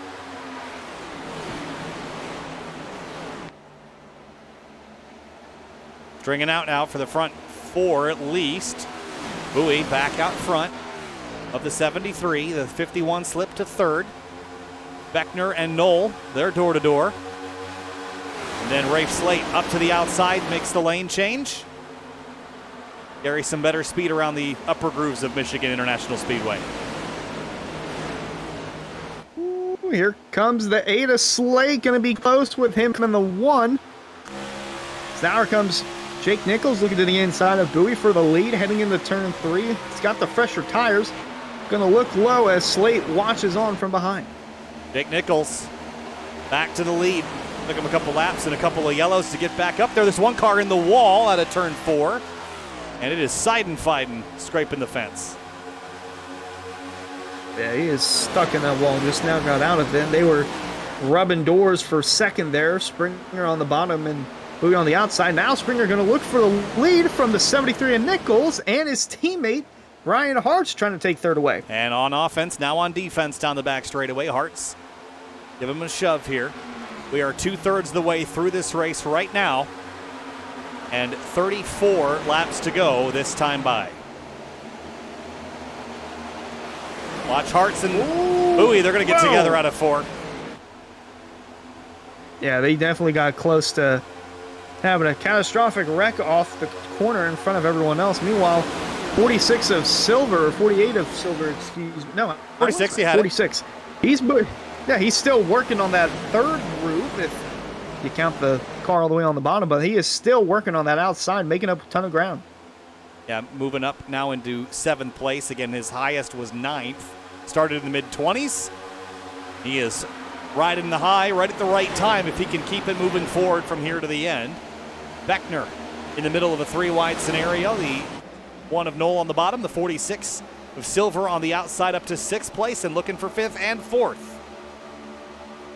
Well, a lot of progress being made from Silver in such a short amount of time, but as we watch the cars roll on, we go to pit road from an update. Eric Waller. Okay, these guys are pumping out radio messages for the year right here. We saw Okrezik earlier. Well, Solid Rock's at it again. They were all lined up on the bottom. I figured I'd go down and check in, right? You got Ricky Springer up there working with Ryan Hartz. Those are teammates. Travis Beckner, pseudo teammate. Rafe Slate's got himself up here. That's teammate.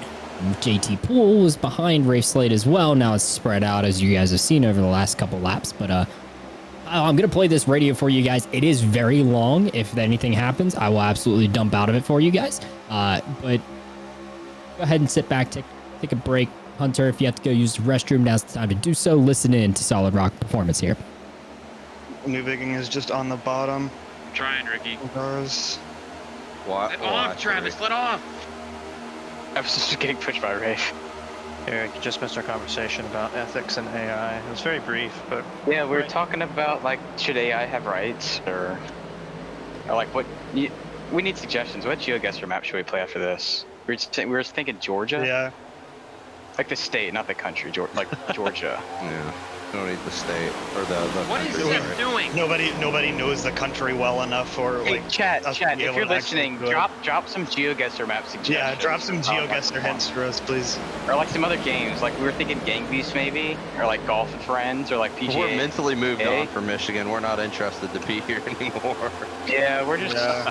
Yeah, the quicker this They is forgot to play O Canada before like the race, like they usually do in real life. They only play the USA anthem, so. We were thinking about the topic of ethics because we feel like that's what great. happens when you get all of us in the top 10. It's pretty offensive to Canadians. Hey, that I'm not we in the don't top play their 10. anthem in the United States. Like what the heck? I'm heading back to the top 10. I'm not there yet. So that's just a live look in for everybody for what Solid Rock Performance is prioritized. The only guy who I can absolutely picture this, Kyle, is glued to his monitor that is so intense in his racing is the number 3 Ryan Hartz. And he always is. But he had nothing to do with what that radio was going on. He didn't want any piece of it. He and Ricky Springer are out front here battling Jake Nichols. Those guys behind, man.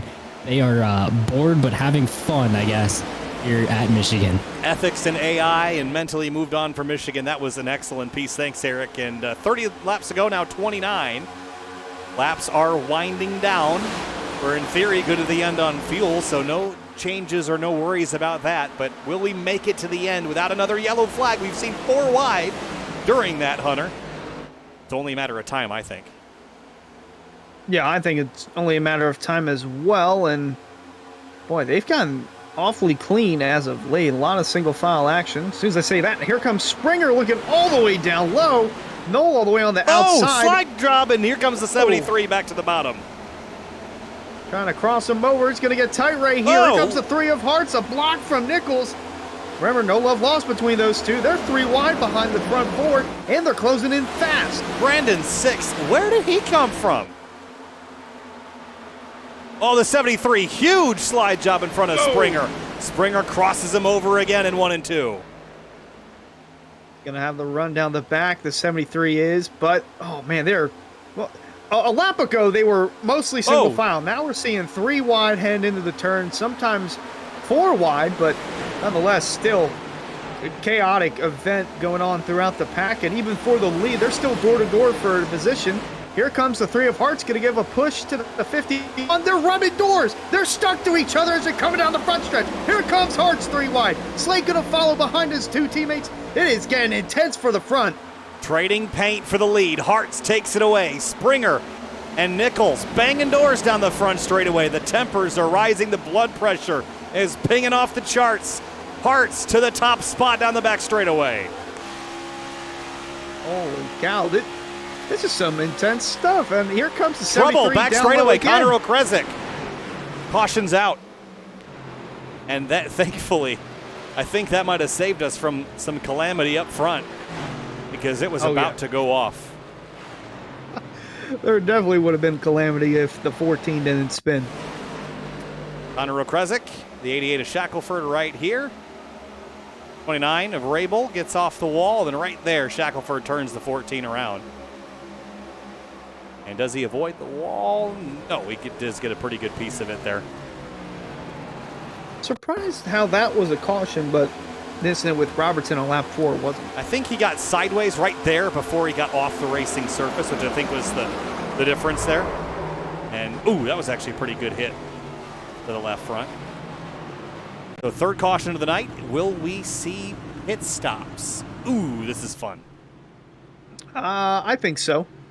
And if you're the 23 of Bowie, I'd say this worked out for you. I mean, you only fell back to 6, was still running strong with the 2 tires that he took, but we'll see here as we're on board with, or we're focused on the 3 of hearts, the leader. He just put in the Twitch chat, "We came to fight today." Notice how in the 2-minute dialogue from Solid Rock Performance, he was the only one that was worried about the on-track performance. Meanwhile, the rest of the team mentally checked out. But hey, they're still running good up here inside the top 5. Heading into pit road, Eric Weiland has a front row seat to all the action. Hey guys, everybody coming down. This will be their 3rd of 4 sets they have laying here in the pit, except for the 23 of Brandon Bowie, who has that extra set of left sides, should he ever need it, here with 25 to go as they cross the line. You're going to see everybody coming to the stop. Travis Beckner there overshot his pit stall. He's a little bit behind the 8 ball now through his pit stops. Meanwhile, Nate Trado and others going to be coming out. 4 tires and fuel across the board, guys. It's everybody wants those 4 tires. Winning the race off, except for Nick Silver. Nick Silver. And Nate Trado. Trado. Investigate that one. And he definitely took 2. Yep, and same with Nate Trado. So 2 there and 2 for Nick Silver. So there's 2 drivers. They were the only exceptions other than Chris Seidenfeiden down in 23rd. Everyone else took 4. I can happily report for those guys that after that stint, I was with Bowie Esports, and Brandon Bowie in the 23, who took our 2 tire stop on the last caution, reported that his tires were great. 2 tires felt good, and obviously he held his track position fairly well.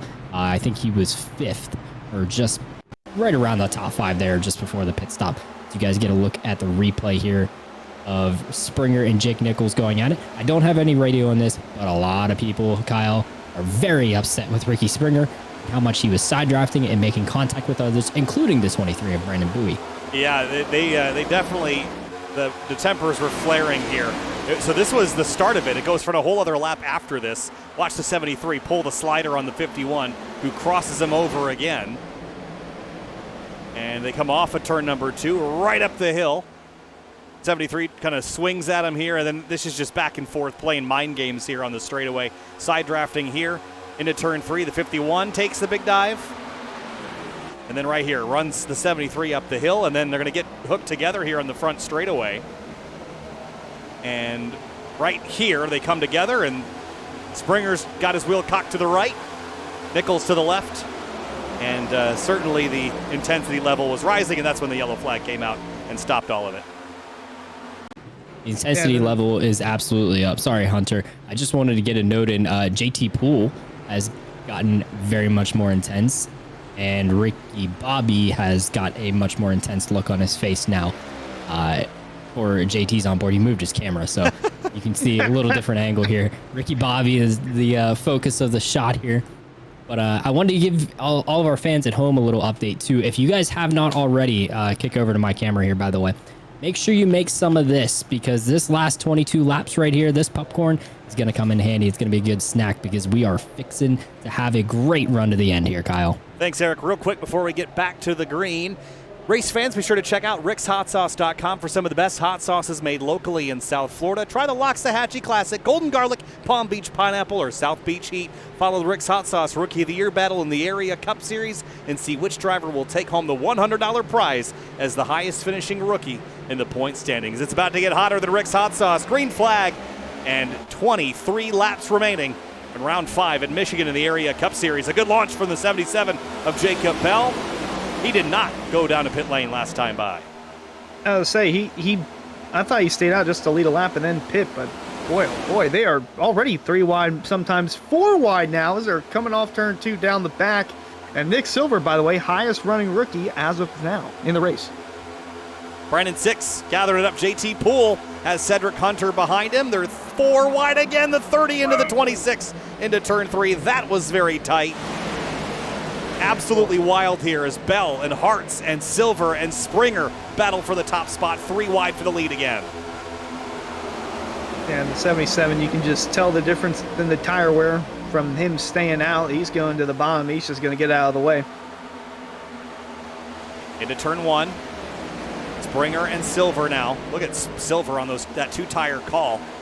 Going into second place. Bowie slots in between Beckner and Rabel. That got tight, and Jake Nichols on the bottom by himself. And now he's got the 23 of Bowie in front of him, going underneath Chris Rabel for the 4th position on the racetrack. And boy, Nichols going to slide up on that outside, going to leave the bottom open for Beckner to go down there. Meanwhile, 3 wide behind these guys. Got Brandon 6, JT Poole, and Nichols' teammate Trito on the bottom. On board with JT Poole now. Trying to carry some speed there. Ricky Bobby overlooking the shoulder as Bowie and Beckner get together. Poole's blinking out there for a moment to get back green. Oh, trouble. Turn 2, car in the wall. I think that's Curhan who bounced off it. Yeah, you can just look at the abrasive moves that some of the drivers were making all the way on the apron and all the way on the bottom, looking for the lead and taking it from Ryan Hartz. Nick Silver in the 46. Wow, Nick Silver to the lead on a 2-tire call. 20 laps to go from Michigan. We're counting them down here. 3 of Hartz still looking down to the bottom. Going to have a run here. And teammate Ricky Springer going to follow in pursuit. Meanwhile, Nick Silver still got to wait for the 29 of Chris Rabel, his teammate from Bowie Esports, get up towards the front and help him out a little bit as Hartz still looking for the lead. Springer behind him. Jake Nichols going to go on the outside with Rabel behind Silver. Ricky Springer running 3rd place right now. Tangled with the 73 prior to that caution flag. Have they left it before the yellow, or is there still a battle to be told? He will slot in behind the 73. Oh, I think there's still a battle to be told here. Still too much laps left. Up the outside. 51. Yeah, all the way on the outside. Massive run here. It looked like he was going to get on the outside of 46 with how much speed he was carrying. Nearly got on the wall there. Slipped, and so did Silver. That will bring Jake Nichols up. Thought he was going to get to the quarter panel. Didn't quite get there.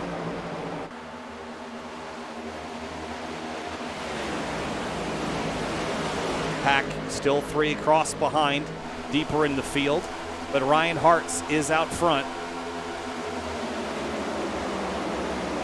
He's got the 46 of Silver still tailing his bumper. Now the 51 of Springer going to have a peek down to the inside. Got Solid Rock Performance running 1-3 and Bowie Esports running 2-4. Oh, 2-4. That's Beckner. I almost mistaked him for Brandon Bowie. He's actually 7th, but actually, I'm going to look at it. All of Bowie Esports, with exception for Frankie Barroso, is inside the top 10. Ryan Hartz has not yet won a race this season. Got 2 top 10s, 1 top 5, and has to hold off Nick Silver and company for 17 more laps. Working lap 84 of 100 this time through. Here comes Beckner to the inside with Chris Rabel, who's having a very strong run late in the going here. Rabel started this race in 16th place. And he made quite a bit of contact with the outside wall too early on, but that didn't phase him at all. Still has a top 5 performance going on with the defending champ Jake Nichols behind him. Single file. Is this the calm before the storm? I think so. I mean, back here it's not calm. 3 wide. Tom DeLeo. No. 14 of Okresic, the 71 of Newbegin. And the 1 of Seth Knoll, who's still, he's fading outside the top 20, and now looking for the lead. Going to be close there. Nick Silver on the inside of Ryan Hartz. They might make contact here. Coming off 2. It's very tight. Eric Weiling joins us as this battle continues down the back. Radio from Cosmin Yoneshibu, guys. Stressful. Stressful. More stressful. Highly stressful. The intensity is picking up here, Kyle. These guys are on the edge, and Nick Silver is still trying to take it to Ryan Hartz here for the lead. 15 laps to go, and yes, it is stressful for everybody here. You're in lockstep with the driver behind you. The 51 lifted early. The 46 had to bail bottom, and Hartz is going to try to carry some momentum. The 46 had to make a hard left to not run into him now. It's side by side for the lead down the back straightaway, Hunter. The 51's got a big run. Yeah, the outside line's got a massive run after the miscue from the 46 of Silver, excuse me, and nowhere for those guys to go. But now Solid Rocks takes 1-2, and now 3 is being dealt with between Beckner, Silver, and now Nichols going to have a run on the bottom. 3 wide for 3rd, but here comes Beckner. And he'll give a shove to the 51. 14 to go. 3 wide for 5th. They were stacking up on that outside behind Rabel. Whoa! Big moment there from the 51. Going to slide up in front of Beckner. Here comes Rabel with a run on the outside. Silver with a bump draft to the 73 of Nichols.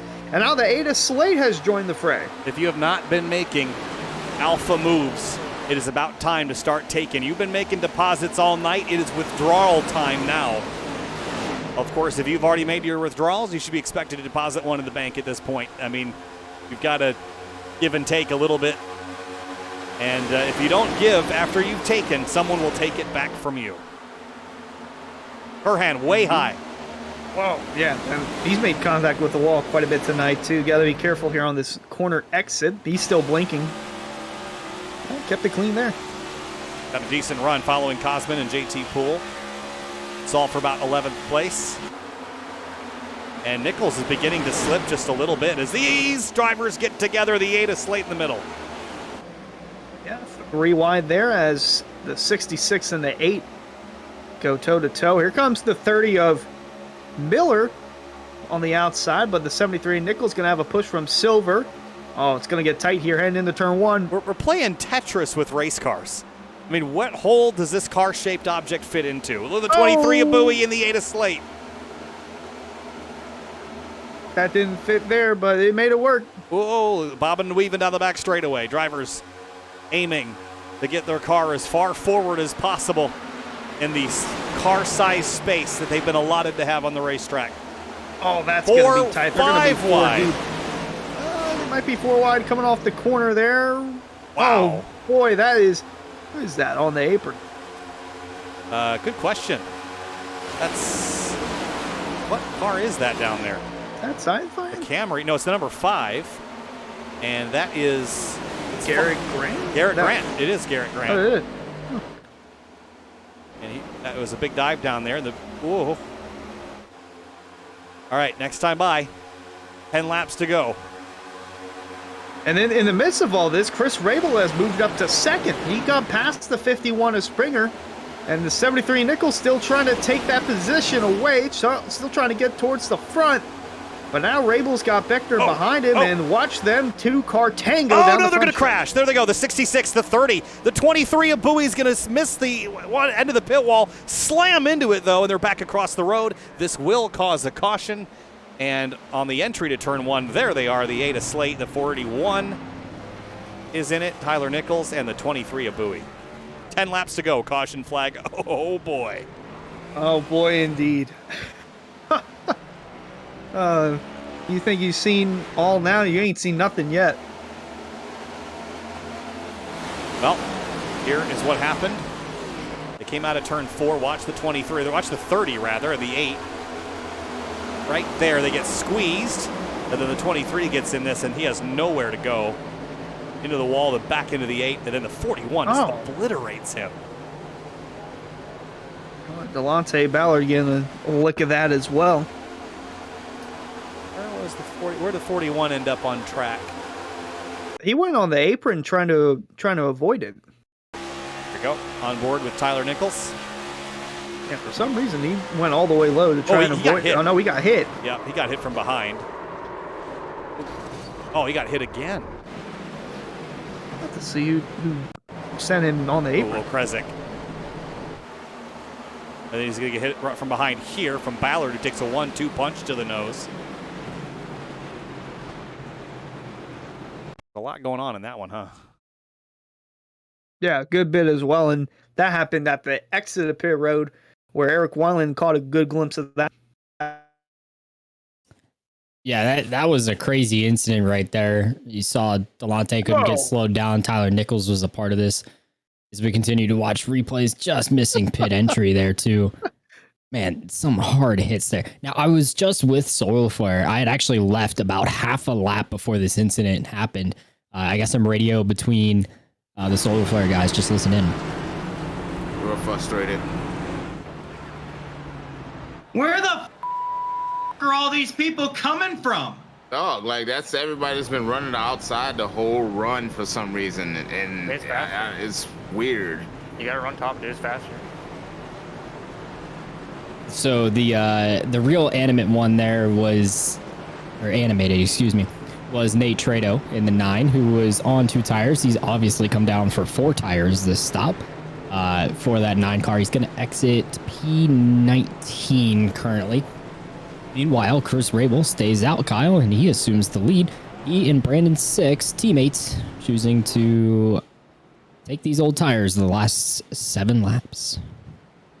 I never dislike this strategy this late in the race. Again, it's been a pretty green race, but with only 6 laps to go at the end of this thing, I would take my chances, stay up front and hope they crash. 2 more crashes, and you win this race without having to pass anybody. So I like this call.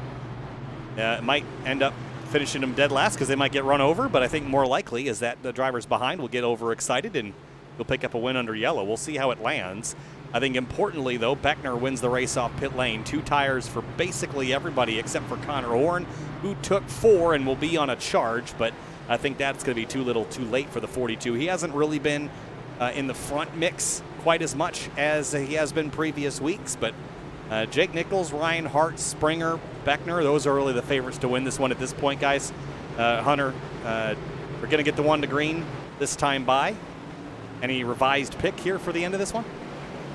I'd still go with the 73 Jake Nichols, but Chris Rabel and the 66 of Brandon 6, 1-2 for Bowie Esports right now. They seem like the front runners as well. Wouldn't count out Travis Beckner or Ricky Springer either. Really, any of these guys inside the top 6, I'd say have a pretty good shot at winning, but I'm going to stick with my pick, 73 Nichols. Eric Wineland, revised call on this for you?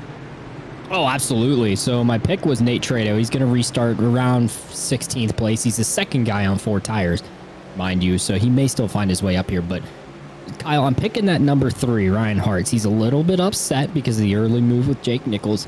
And, look, Solid Rock Performance is, again, playing the team game. All their team cars are up front.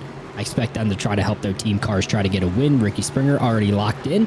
why not get Ryan Hartz locked in as well? I'm going to pick Rabel. My pick, Bowie, is crashed in the wall, so Rabel's my new pick. I think he's going to outlast the best of the rest here, and he'll get it done. Race fans, be sure to check out shop.areairacing.com for merchandise to represent your favorite drivers and teams. Shop from our brand new selections of champion t-shirts, jackets, hats, and more. Easier to shop, quicker to ship, better to wear. Head to shop.areairacing.com for area merchandise. Pace cars to make the left-hand turn on to pit lane. 6 laps to go. Remember, if we get another caution flag, it will not count as a green-white checkered unless the race distance is extended. Here we go. Green flag. 6 to go from Michigan. Oh, slider behind. That's the 2 of Greg Mitchell. He got it slowed down. No, he's good. And we'll carry on. Oh, Beckner's going to make a hard left to turn underneath Rabel. Oh, and right behind him, Hartz is leaning into the 66 of 6, but the run will be on the outside down the back. Big block there from Seth Knoll on Seidenfeld, and Curhan takes advantage of it. 2x2. Noah's Ark into turn 3. And look at the 51. A Springer up the middle, 3 wide. He'll take 2 in one corner, maybe 3. As Rabel falls backwards very, very quickly. The 73 is through, 5 laps to go as Travis Beckner leads the way. So is JT Poole. He's entered the fray inside the top 5. Nichols going to make it 3 wide for second heading into turn 1. Oh, is this going to work out? Nichols way hot into the corner. He's going to slide up the hill. Springer slings around the outside. Hart's nowhere to go. Going to have to push the 73 unless he makes it 3 wide himself, but all is smooth sailing for the leader, Travis Beckner, as they head into turn 3. He's got the 51 and the 73 to worry about. Big slide there from the 73 car of Jake Nichols. He and Springer, if they don't junk themselves, that's going to be an amazing accomplishment with how hard they've been racing. Oh, well, now the outside's going to have that big push. 73 going to be 3 wide in the middle. Here comes Hartz looking low. JT Poole all the way on the outside. Going to get very tight, but Nichols comes in front of the Poole machine. Oh. Pushing and shoving down the back straightaway. Springer slips in front of the 73 of Jake Nichols. 3/10 is the advantage from Beckner back to Springer, and it's nothing from Springer back to the rest of the field. And Beckner's got a very comfortable gap right now. 3 car lengths separating he and Springer. Springer's trying to break the draft from the 73 of Nichols. 3 to go from Michigan. Travis Beckner is just praying that these drivers continue to get crossed up with each other and don't set their focus forward. Slide from Springer again out of turn 2. Does Nichols have the run to cross over? Here he comes with a big run. Down the back. They're going to have to work together to get back towards Beckner if these guys want to have a shot to win. I know Nichols wants to go at it, but got to put that aside for now as, boy, they are sliding up right behind, though. Whoa, there's going to be a crash. There goes the 5 of Garrett Grant. He keeps it straight. We will stay. No, there's the 46. No, they don't. Slams into the inside wall. Everyone's off the racetrack. Are we going to stay green? Nick Silver. Seems like we'll stay green for now. Absolutely pounded the inside wall. We continue. Here comes the 51 of Springer. He's gone closer, but not close enough. Jake Nichols going to look down low now. Now they're going to get single file back again, heading into 3. All right. Next time by is the final lap. 2 miles left. Beckner has not yet won a race this season. He's finished 3rd twice. 2 miles left at Michigan is all that stands between Beckner and his first win of the season and an automatic playoff berth. 1 lap to go. White flag for Michigan. Here comes Springer on the bumper of Beckner. He's going to look down low to the inside into turn 1. Springer all the way on the bottom. Going to try and slide in front of the 28. It's not going to be enough. Beckner going to have the run down the back. Here comes Jake Nichols to the outside. Oh, he walled him. He put the 73 in the fence. And here comes the 3 now. They're going to tangle with the 26 at JT Poole into turn 3 for the final time. The drivers behind, tangling, tripping over each other. Turn 4, final lap, the 3 and the 73 bouncing off each other. Checkered flag for Travis Beckner. He'll pick up his first win of the season, a playoff berth. As for 2nd, 3rd, and 4th, slamming doors. Tempers are hot, but the race is over at Michigan. And Travis Beckner is your winner at the 2-mile fiasco that has been round 5 of the Area Cup Series. Holy cow, they don't know how no one wrecked up front. I thought for sure after that the 73 was gonna get turned there from the block he made, but oh my goodness, he had such a strong run too. The 51 didn't wall him. He definitely would have had a shot at the win. Yeah, we'll have to go back and look at that. Certainly some dramas and some tempers. Travis Beckner, though, I'm sure he is happy to not be a part of the drama today.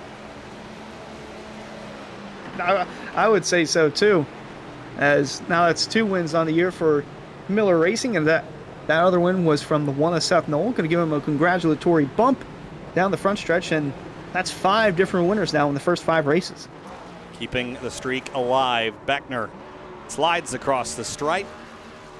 Flirty driver, but Michigan might be a new home for Travis Beckner. That was an exceptional run to the end. And he will be celebrating. New livery on the car, new paint scheme. Calusa Pines, they've been with them as a secondary sponsor for some time, but I think this is their first primary victory, at least here on SimTV. And with that, let's go over our race results and talk to your top 3. That was a wild one. Towards the end, Beckner, Springer, Nichols, your top 3. Ricky Springer and Jake Nichols, I don't think are buddies after this one. Same to be said about Ryan Hartz and Jake Nichols. Hard-fought victory there. But how about Kazumi Onishi was sneaking there for 5th at the end, and Cedric Hunter for 7th. Yeah, Cedric Hunter was inside the top 10 towards the end of that run, but how about Chris Seidenfeld in 10th place? I thought he was out of it after that wreck, but he found a way to get inside the top 10. Michael Curran as well, and looking at the gap between Nichols and Hartz, 2 1/1000ths of a second separating 3rd and 4th. Yeah, really tight stuff there. You mentioned Seidenfeld with that top 10. Connor Okresic rebounded from a late spin and back up to 12th place. Rafe Slate 15th. Didn't talk about Dwayne Culberson much, but 17th for him. Look down the rest of the order. Connor Horn, that's a disappointing 25th for a driver that took 4 tires at the end. Brandon Bowie, 27th with that late crash. Nick Silver, he took a big one down there into the front straightaway. And here's a look at the last page, Hunter. That was a tough day for a couple of these drivers.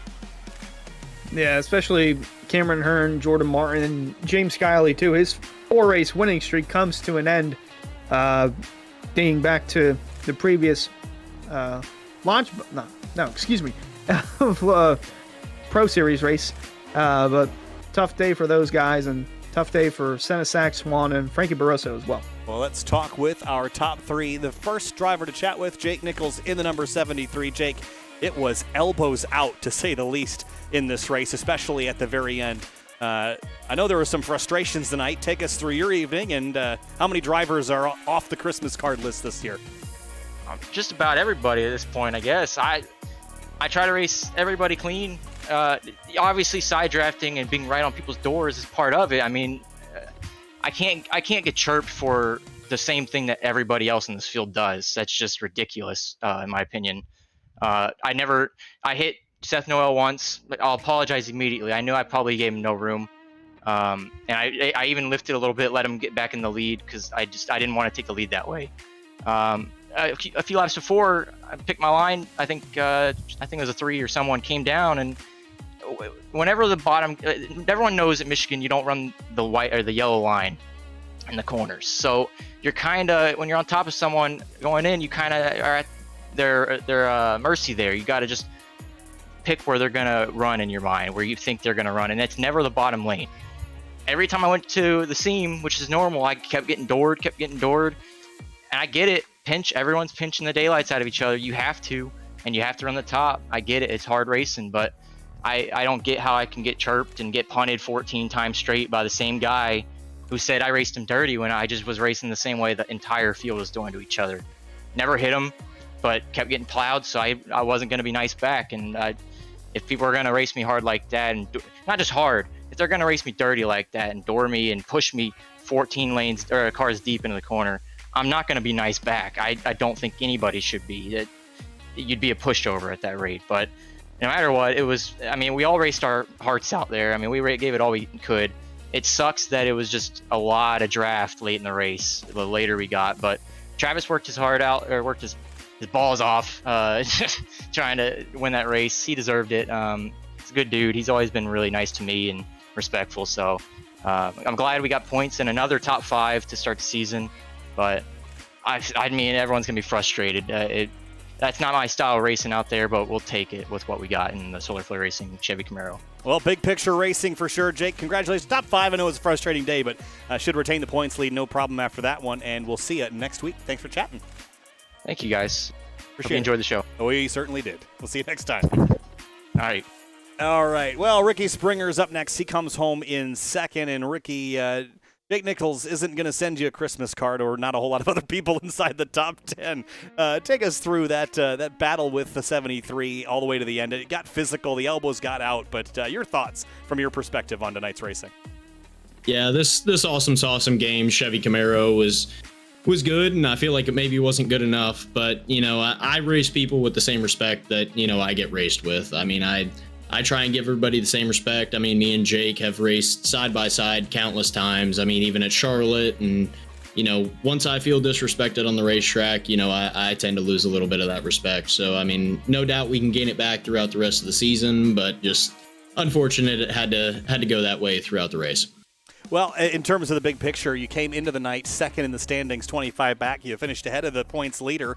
So that's going to kind of nip you a little bit closer to the overall points lead. Again, you're in pretty good shape considering you've got to win. So what's the goal? What's the big picture here? Considering that getting caught up in these things, you don't want them to affect the playoffs later this year. So what's the goal moving forward? Yeah, no, I mean, this SRP esports team has just worked their butt off. I mean, we do practices after practices to try and, get the best opportunities that we do.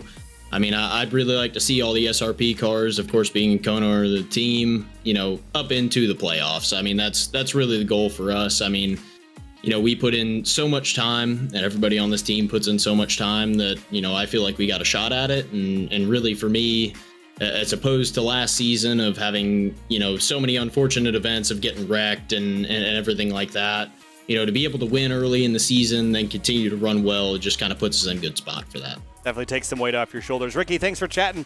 Fun to watch out there tonight. Certainly put on a show. Appreciate your time, and we'll see you next week. Absolutely, and if you don't just mind for a second here, I'd like to thank Sunny South Raceway, Loop Technologies, and Andretti Autosport, and Awesome Games for being on the car. They put in a lot of effort for this whole organization, so I appreciate them. Appreciate it, Ricky. We'll see you next time. Thank you, Kyle. And last but certainly not least, Travis Beckner, 2/3 on the season and now adds a win to the top 5 column. Travis, late in the going, it got very physical out there. We just talked to 2 of the guys that are certainly going to focus on not running into each other the next couple of weeks. But the drama was in your mirror tonight in the closing laps in the Calusa Pines Toyota in Victory Lane. Take us through your night. Started 6th, ran as low as 10th, but you got it done in the end.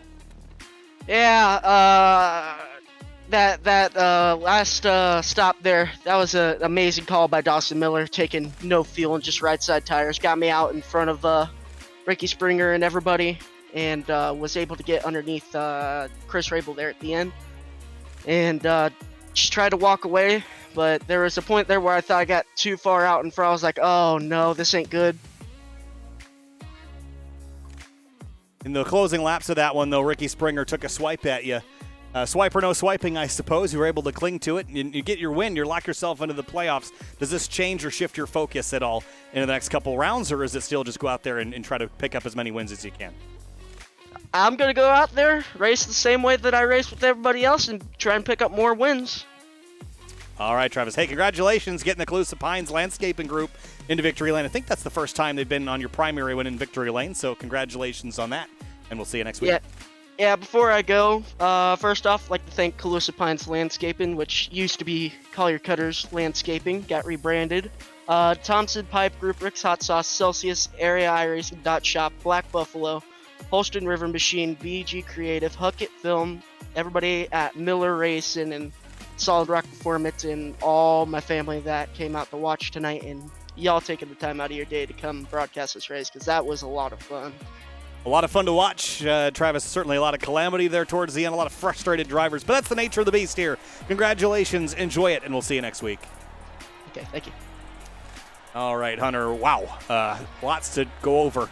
One last look at our race results here, but tensions are high, but Travis Beckner cleared that without any drama, picks up a win in the win column, so he's off to a good start. Without a doubt. I mean, what a race from start to finish. I thought for sure we were going to get a wreck before the white flag flew, and thought we were going to see a green white checker. But nonetheless, still some very exciting racing. Again, if only, and Connor mentioned it earlier, this isn't like real Michigan. They're too spaced out in real life. This is pack racing that we saw. I mean, think about it if it played out like that in real life NASCAR, which I hope it does in the future. But nonetheless, very exciting race here for the Cup Series. Looking forward to tomorrow night in the Truck Series, where Eric Wineland, you'll have a go at this track. And boy, oh boy, I gotta wish you good luck, my friend, because it is chaotic out there. Yeah, we have less downforce in the truck than the Cup car with and no diffuser, so expecting a little more tame of a race. I don't think we're gonna have quite as much pack racing, but like Jake Nichols said, the draft is so huge here at Michigan, and it's one of the reasons I'm not a huge fan of this place. But hopefully in the Truck Series, we provide as good as a race as these guys put on tonight, Kyle. Man, what a performance from Solid Rock. I mean, they're continuing to dominate the team game. They find themselves up front, all of them up front here at the end of these races. It didn't quite play out for them tonight with Ryan Hartz and Ricky Springer, but still a affiliated pseudo teammate, if you will. They were working together earlier in the race. Travis Beckner picks up the win. Yeah, pretty big for that group. And now we head off to, I don't even have the schedule up, Bristol, where these guys just picked their tempers up here at Michigan. A lot of beating and banging. Just imagine what we're going to see next week. Scores will be settled in the Bristol Mountains. Don't worry about that. Tennessee racing short track style next week, but tomorrow truck racing from Michigan, and the same for the Florida State Builders Pro Series on Thursday. Kyle Heyer, Hunter Sleppy, and Eric Wineland with you. Thanks so much, and we'll see you tomorrow to go truck racing here at Michigan. We'll see you there.